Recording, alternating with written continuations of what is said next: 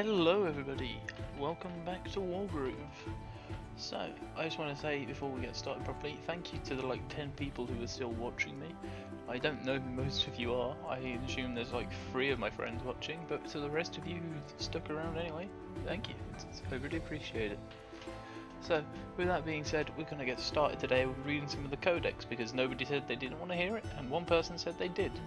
So, I've looked at the wiki and the first 2 pages that we have to read are, weirdly, Emmerich's and Mercia's. I'm not really sure why Emmerich's page was the first unlocked from the tutorial, but I guess he is the most... yeah, I don't know. But whatever the case, Emmerich and Mercia. So we'll read Emmerich first as his comes from the tutorial. Emmerich is an immensely powerful mage, well versed in arcane lore. He is a scholar, and his knowledge, alongside his tactical know-how and compassionate wisdom, have made him an indispensable advisor to the Cherrystone throne. Beyond that, he is a kind, if reserved, individual who cares fiercely for the late King Merciful and his daughter Mercia. Oh. I didn't actually know that you can unlock more lore by completing arcade runs. There you go, something to do in the future maybe? Potentially, who knows? Emmerich is the youngest son of a noble Cherrystone family. His siblings, twins, were 15 years his seniors, which meant that he had a somewhat solitary childhood. He took refuge in his studies and devoured books voraciously. From a young age he showed a deep talent in, and talent for, the arcane magical arts. He was a dedicated student who soon outstripped his tutor to become the leading mage of his generation. And then you also learn about their grooves, which doesn't matter yet because we haven't had Emmerich as our commander, but he can generate a gem that gives you bonus defense if you're in its area. It's a pretty good groove. And yeah, it gives you tips on using it as well. I don't need to read those. Cool. So then we'll go with Mercia's. Though Mercia must find her feet as the new ruler of Cherrystone, her inexperience is counteracted somewhat by her commitment, loyalty, and compassion. She's a talented commander and a natural leader, though she still needs the guidance and support of her friend and tutor, Emmerich. Okay. Mercia and Emmerich. Emmerich has always been in Mercia's life, and she can't imagine a world without him any more than she could a world without her father. After the death of Mercia's mother when she was just 6, Emmerich's steady, quietly loving presence kept her and her father going. Officially, Emmerich is Mercia's tutor, but she has always considered him family, as did her father, which is pretty cute. Is her father actually on here? No, I guess not. Interesting. Anyway, that's enough preamble. Let's get into the next mission. Worst enemies forever. Unhappy with her defeat, Ragnar decides to take matters into her own hand. I guess Ragnar was our opponent in the last mission? Or wait. No, this is... whoops. This is the mission we need to play, because we did that one last time. Yeah, of course. Yeah, I started us on that one. Okay, yeah, that makes sense. A plague of skeletons. The Felheim invasion begins in earnest. And I only got an A rank on it last time. Still enough for 3 stars, but that means I was a bit slow. I love that the skeletons chitter. It's such a weird sound for skeletons to make. No! The kingdom's overrun with Felheim soldiers. You don't say. We have to do something. Yeah. You got a sword. We will hold what land we can. Maybe if we get stabbed in the back by a giant shield with a spike on it. Not so fast. No, that's not right. Not so fast. Huh? Sure, we'll go with that. Who are you? I'm the person that's going to smash, bash, and pulverize you. Call me Ragnar! You can call me Ragnar. You get it? Because Ragnarok? Yeah, it's funny too. Alright. She's blue, she's evil, kill her. Fight me! I don't need to say that one, she said it herself. This is still a tutorial stage, I think. No. They chitter, I love it every time. It doesn't make any sense, but it's great.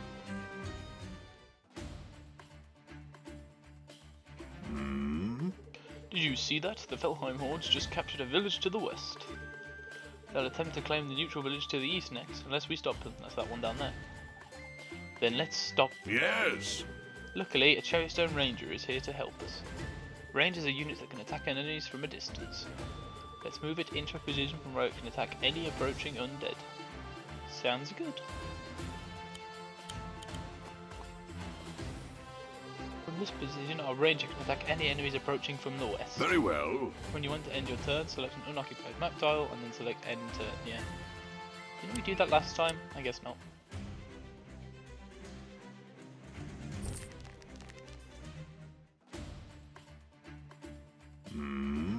Are you remembering to check the unit info screen to learn about critical hits? Yeah, I definitely am.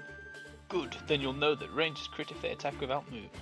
They'll attack the Dreadsword without moving the ranger now. Yeah. Select a tile from which to perform the attack, but since we don't want the archer to move, we simply select the same tile again. Thank you, Emmerich.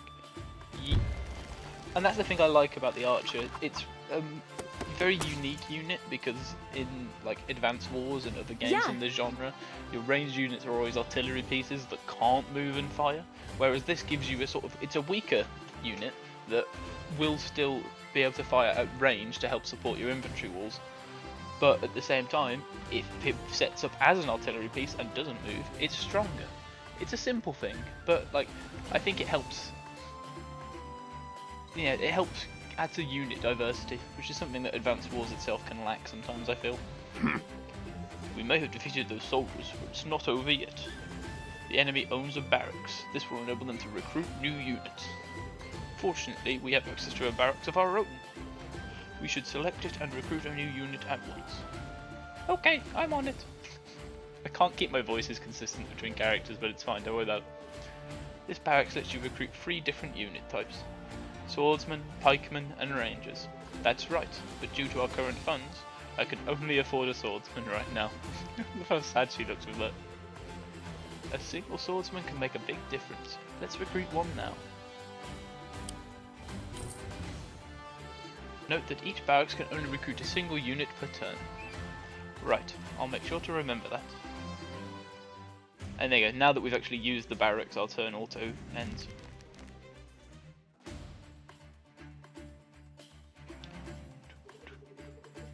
Select our new swordsman and order it to move and capture the village. You'd think it would already be ours, considering, you know, we're in Cherrystone, but...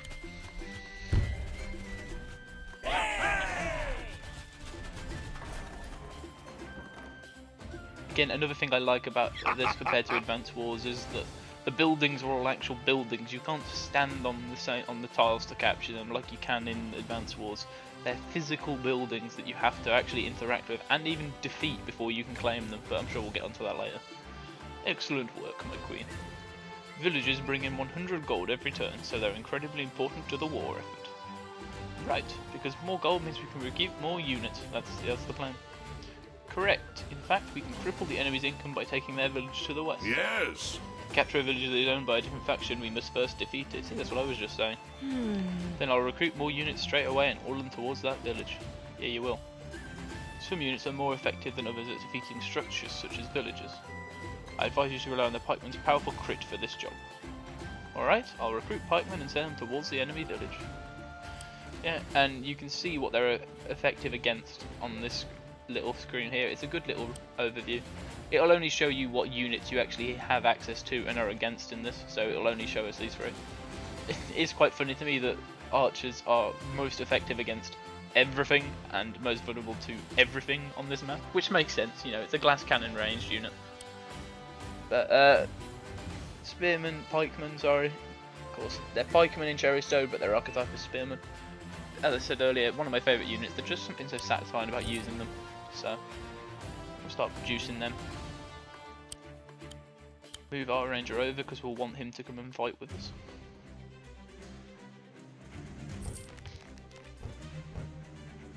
Ah, reinforcements. I guess I don't want the ranger to come with. Enemy reinforcements to the north. They'll no doubt be heading towards your northern villages. I should have known they wouldn't make this easy for us. Well, yeah, it's kind of the point. I suggest you don't leave the northern path unattended.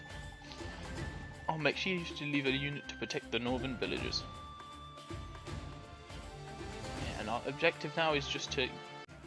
Right, hello. So, if I cut this well, you hopefully won't notice, but I accidentally hit my stop recording button right at this moment, and didn't notice until I'd nearly finished the mission.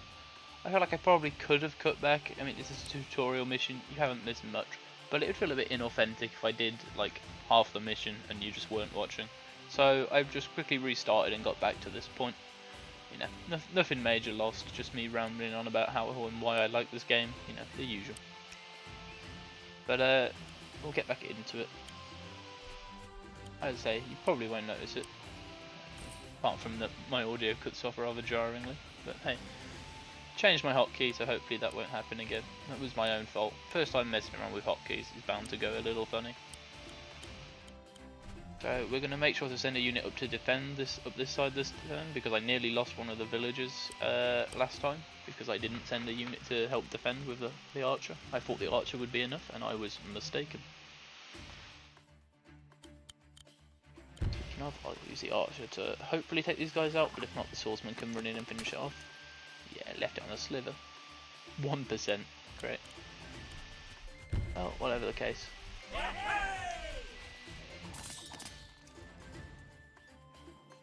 Smacky ducky. And we'll move these guys up. Then come and help support each other, and I'll build a swordsman this turn who I'll use to help defend up this top side.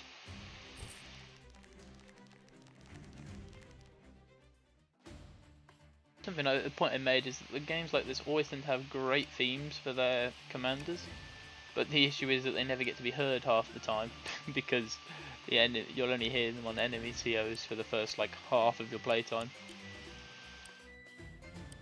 And the enemy COs, being AI, do not have long turns because they do not have to think. They are in fact computers. Sorry to ruin the magic for you.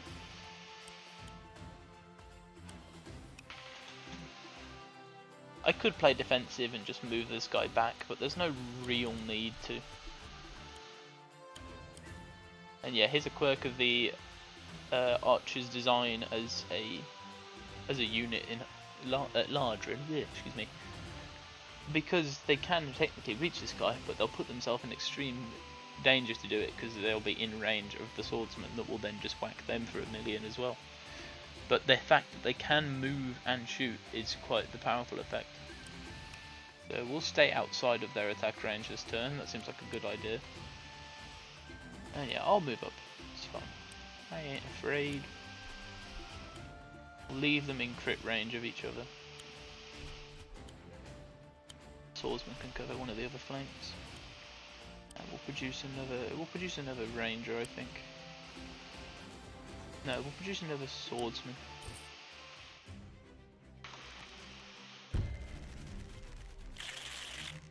It's gonna sting a bit. But swordsmen are weak to pikemen, so even on the offensive, since they've got their crit, they're gonna do pretty poorly. As I was saying, a bonus of the crit mechanic on pikemen in particular means that first striking them is still dangerous, because you can see he came off worse from that engagement. But I think it's just cool. It's nice to have a defensive unit that, like, when set up properly, can take certain engagements well, even if it's, you know, on the receiving end. So we'll crit this guy.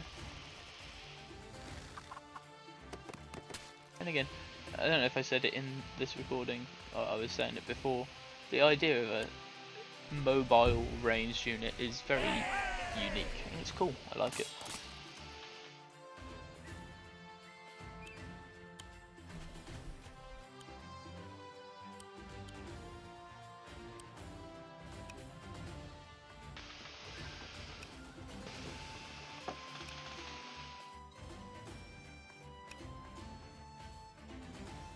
So he's being attacked no matter what. So I'm going to put him here, but I'm not going to attack, because I feel like that would just be... I think I should have bought another pikeman with me. I'll get another one now, but I think it's a bit late. I'll body block for the pikeman with the swordsman. Yeah, that's a strategy I'm happy with. Relatively. That was a good hit, we'll take minimal for that. Yeah, we rolled high on the damage range. And thanks to it being a scripted event, these guys are pretty much always going to hit the village the first time they get the opportunity.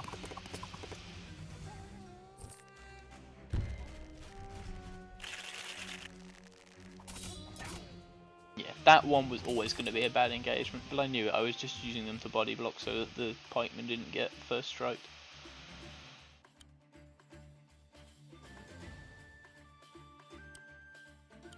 Now I'll use this guy to finish this off.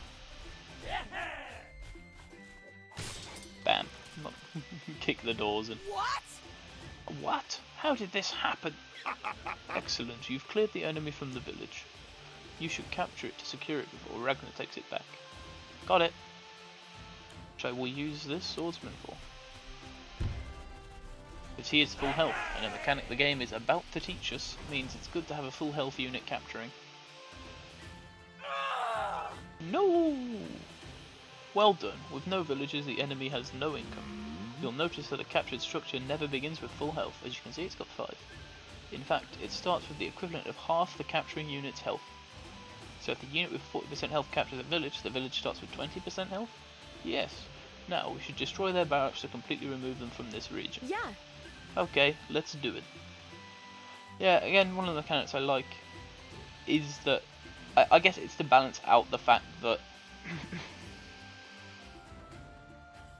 no, I'm not sure what it is balancing out actually. It's a change from Advanced Wars. I don't fully understand. It's cool, but cool. And yeah, reinforcing lets us drain health from the village to resupply our unit. So as I say, it drains it from the village, so it will take it down to 1%, but heal us back up to nearly full. It's an equivalent exchange. It's just the monetary cost that changes. So this is a real mechanic. Games like this really don't seem to like you repairing your units, and I've never really understood why. But like in Advanced Wars, it costs a lot and you barely get anything back.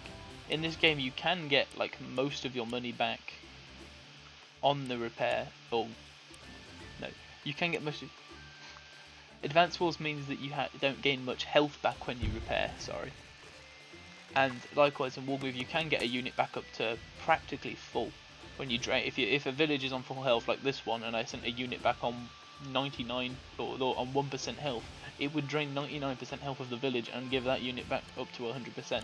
But it's very costly, and also it drains the village and makes the village a really easy target. Which is, again, it's really weird. I don't understand why they don't value having your units like live. Like in certain games I can kind of understand it, like in Advanced Wars Days of Ruin. See, I fucked this one up. Just what I was saying. Of course it'll be easy to get it back, and it's not exactly annoying to not have that income when you've got 1 base and 3 units to build from it.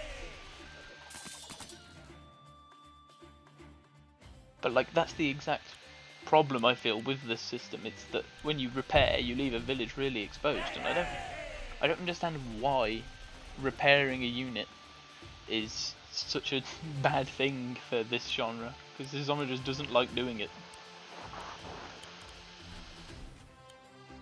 And here we see one of my favourite things is that even a weakened pikeman can still be effective when you get its crit off. It's not amazing, but considering that it's at 50% health, taking an enemy unit down to 50% and only getting Dakin down to, well, they get 30% in return. It's a pretty good trade-off to me. I'm moving these guys over. Because our issue is, until this pikeman gets here, we don't really have the power to clear out the village. I'm not going to build anything else though, I think we've got it. All the factories. Barracks. Wrong game again. But yeah, if anybody knows about that, like, I'm sure it's probably like a balance thing is my guess. Like, it's much easier to balance about your units dying than for you keeping them alive indefinitely. But I am curious if anyone knows if there's like a specific reason that things like that tend to happen. That games are just so against you healing your units. Yeah, that's not an engagement I want to take though. On 0 defense tiles against someone in trees. I'm gonna retreat these guys.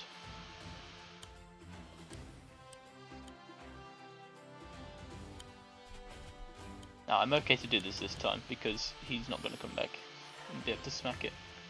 Plus it's technically on 10%, not 1%, which does help. There you go, we got 2 full health pikemen, 1 weakened one, but the good news about this is a weakened pikeman is still useful because he can be used to activate the crit. which again, something I really like is that weakened units do still have a bonus here, thanks to the crit mechanic of the pikeman. It's not the same for all units. So there is a special one later that's very helpful for it. That does a similar thing, it gives weakened units purpose. So see, like this guy would normally be useful, I'd just be sending him away so he doesn't die. But instead I can keep him on the front lines and use him to trigger the crit that makes this a nice clean one-shot.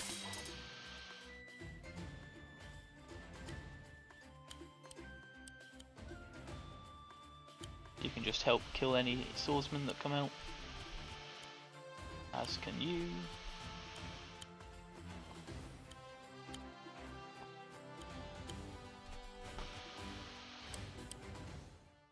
One issue is that the swordsman is our fastest unit currently, and at move 4 it's still not that fast. But hey. Yeah. Not the end of the world. And now I'm going to be able to chain my pikemen, and that's beautiful. 3 pikemen is probably one of the strongest formations. Because like I can chain even the weakened one, use the weakened one to chain to kill this, and then move this guy into the position to smack down the barracks.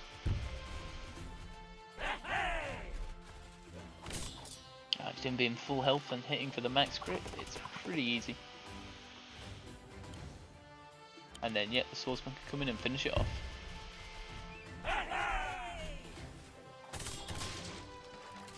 Yeah, all buildings work like this. Every barracks, port, HQ that you'll see later, they're all the same. They're all buildings that you have to actually physically damage, which I think is a very cool idea. No, this is not happening. Emmerich, we did it. Good work. Ragnar looks happy. Chatter chatter. Go away. I said, go away. He's like, alright, peace. I love this. What are... I said, go away.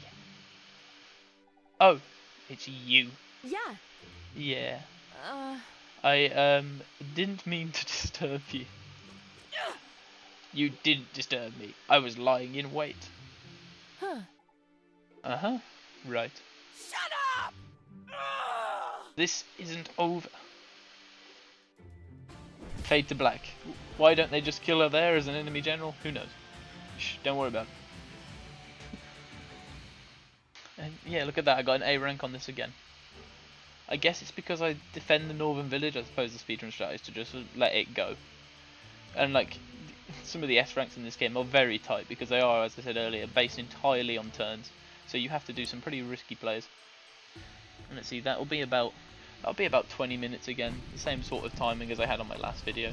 So one more thing to check is what codex entry would we unlock from this one. I'll double check that, excuse the camera panning. A Plague of Skeletons is what we just did, unlocks Felheim codex entry. So let's stop me moving around the map and do that. So that'll be in lore, I assume? Yeah, Felheim. So, splintered fords and rimy forests, broad empty tundra and jagged snow-capped mountains. This is Felheim. It's a quiet place, all sound muffled by the fathomless snow. Sometimes the wind will pick up and howl a mournful, bitter song across the icy plains, but otherwise, silence reigns here. Or silence reigns. Here, the undead walk. The chill can't reach their weathered bones. Perhaps they look frail to you? They're not. They're held together by more than rotting sinew. They exist by sheer force of will. That's kind of metal as hell. I love that they have to add that, because like, yeah, to be fair, it doesn't make sense. You'd think a pile of bones would actually be really weak, but the fact that they're alive, quote unquote, alive in some context, probably implies that, yeah, to exist, skeletons have to be pretty tough. I guess that makes sense. The living also eke out an existence among the undead, hunting ice boar and blubber seals. Like the land they inhabit, Felheim citizens are a quiet people, stoic, no-nonsense individuals. If it weren't for the ascension of a new gauntlet-clad lord every few decades, they'd happily keep themselves to themselves. But there we go, you can't have everything. Yeah. Don't look at these, it's spoilers. Especially this one, because it just mentioned the gauntlet. Close that. Ooh, cool. So yeah, that was the second episode I hope you all enjoyed it. I'll continue to bring these up maybe once or twice a week. No promises on twice, but I'll at least try and get one up once a week. I normally have the time to do that. And yeah, I was planning on doing another episode, but because it is about the same time as my last one, and because I spent an extra 10 minutes doing the mission only for it to not count because I accidentally cancelled recording, I'm not planning on doing another one.